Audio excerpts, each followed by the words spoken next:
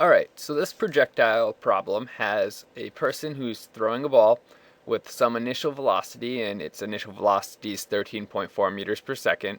It's thrown at an angle of 20 degrees, and the person throws it from an initial height of 2.1 meters, so this is throwing it from above her head, and she's throwing it at this net, and we're being asked to figure out, will the ball clear the net?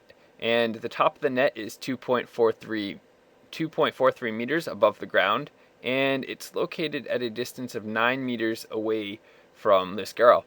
And the two things we're asked are, will the ball clear the net? So how high will the ball be when it's in this position right here? And how far away will the ball land after it clears the net, if it does indeed clear the net? So the first thing we really need to do is we need to determine the amount of time that the ball is in the air from when the girl throws the ball until it is over the net, because we know how far away it is and we know the heights.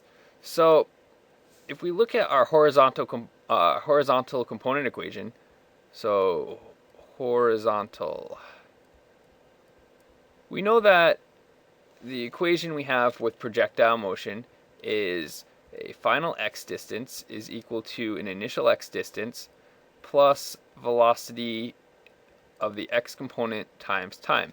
And we have three of these. We have the final x position, which is 9 meters. We have an initial x position, which is 0. We're going to say it starts at an origin.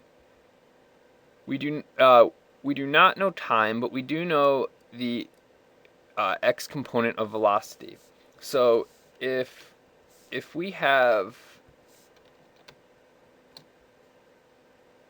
this is our velocity component, and it's 13.4 meters per second.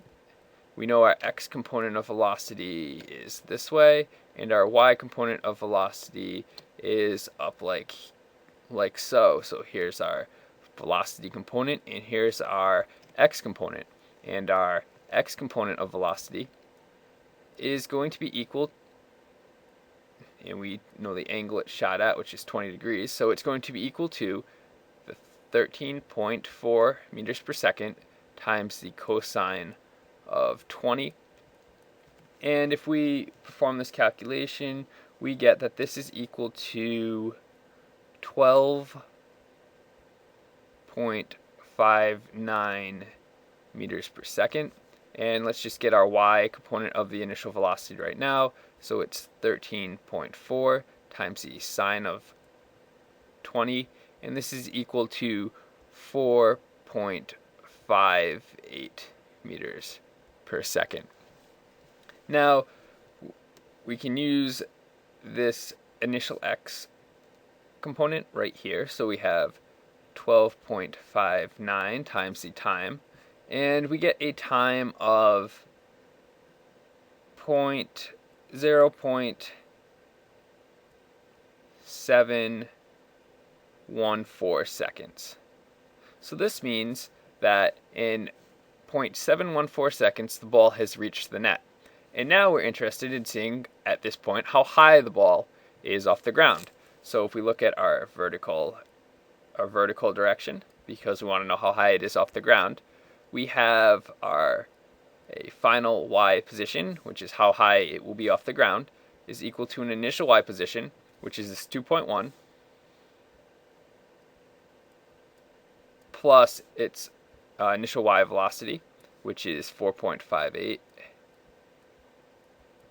times a time. And our time is the same in our x and y direction, so it's multiplied by 0.714 seconds, plus acceleration.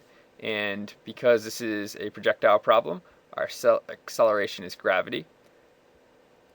And gravity with meters per second is going to be 0.5 times minus 9.81, and again times a time squared, so 0.714 squared. And if we perform this calculation, we get y is equal to 2.87 meters. And what does the question ask? The question asks, at this point in time, does the ball clear the net? And the answer is yes, it does. And why does it clear the net? Because at this point in time, the ball is at 2.87 meters. 2.87 meters is greater than the height of the net, which is 2.43 meters, so the ball goes over the net. Now, the final thing we're asked to do is determine how far away will the ball land. So we want to find this position right here. So we're interested in this distance. And well, first thing we have to do is we have to figure out the total time that the ball is in the air. And in order to do that, let's look at our vertical equations. So we want to determine time. And with our vertical equation, we know the ball starts at 2.1 meters high. It's going to end on the ground, so it's going to end at 0 meters. We know its initial velocity, and we know the acceleration is gravity. So if we look at a final position, which is 0, we know initial position is 2.1 plus its initial velocity, which is 4.58 times a time, and we don't know this time because this is the total time it's in the air, and we're going to be solving for this. Plus the acceleration of gravity, so 0.5 times minus 9.81, and this is going to be multiplied by a time squared. And because this is a quadratic and we have t squared, we're going to get 2 roots of t. And the 2 roots of t that we get are time is equal to 1.27 seconds, and a time is equal to negative 0.336 seconds. And we know we're not interested in this negative root of time because of what our application is asking. So we know the ball takes 1.27 seconds to hit the ground. Now, how far does the ball move when it hits the ground?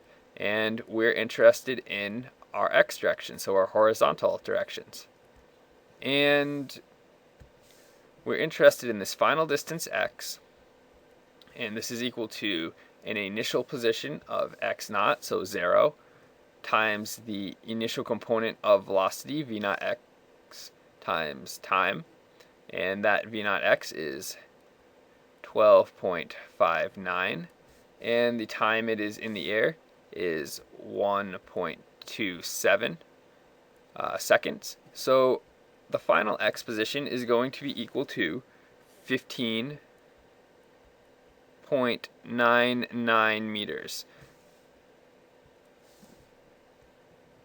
So the ball travels from this point all the way over here, and this total distance right here, from here to here, is 15.99 meters. If we're interested in how far it goes from the edge of the net, we're going to want to subtract out this 9 meters.